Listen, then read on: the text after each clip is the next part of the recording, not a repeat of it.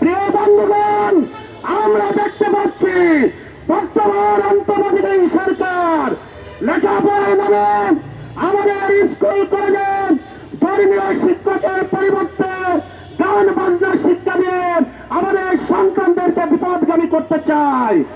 আমরা আজকের সমাবেশ থেকে বলতে চাই, অবিলম্বে এই প্রাথমিক পর্যায়ে ধর্মীয় শিক্ষক নিয়োগ দিতে হবে।